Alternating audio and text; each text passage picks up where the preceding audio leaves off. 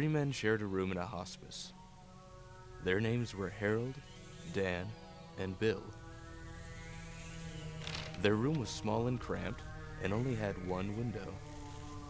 Harold had been there the longest, so he had the privilege of sleeping in the bed closest to the window. Damn these cataracts, said Harold. What's wrong? I can hardly see anything. How does a guy my age develop macular degeneration? Probably because you stare out that window all day.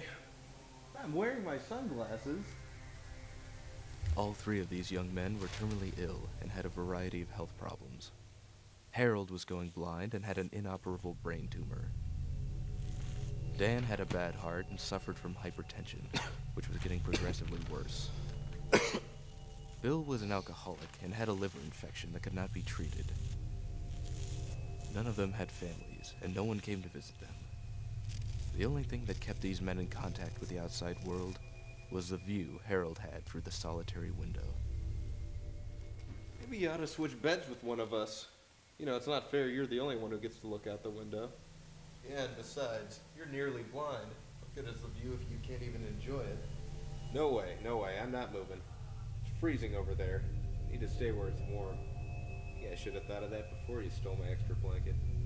And so it went on like this for a few more weeks until one day, Harold was dead.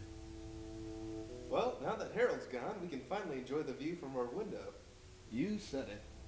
Say, why don't we switch beds every other week? Then we can take turns looking out that window.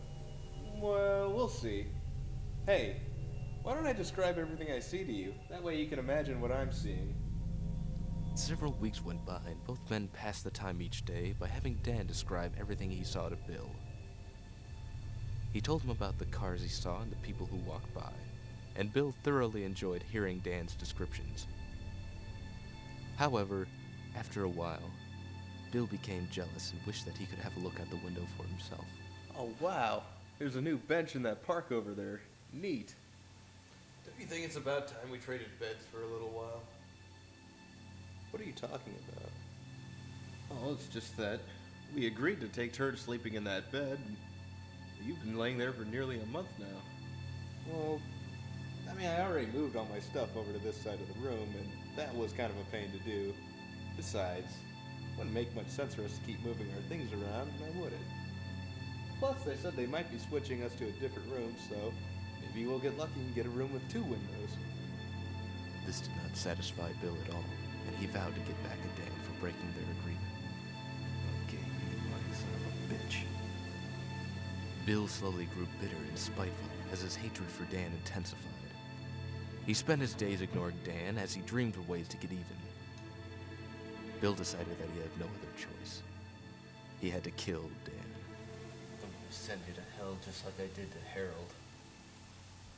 Bill knew about Dan's heart condition and the medicine he took to reduce his blood pressure. His plan was simple. He would wait until Dan was having another heart attack, and then hide his pills and allow him to die. He thought to himself, he's gonna die eventually, so what difference does it make? A few nights later, Dan awoke from a nightmare, groaning in pain. He clutched his chest tightly while he felt around the bedside table for his pills. As Dan convulsed and frantically searched for his pills, Bill swiftly knocked him to the floor where Dan could not reach them. And after a few agonizing moments, Dan was dead. Say hi to the devil for me. Bill slept more peacefully that night than he had in a long time. The next morning, the coroner came to remove Dan's corpse, while the nurses moved Bill into the coveted bed by the window.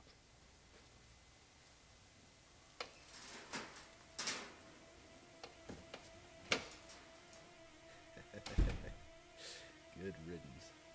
Bill was so overjoyed that he could hardly contain himself. He had wanted to look out that window for so long, and now he finally had his chance.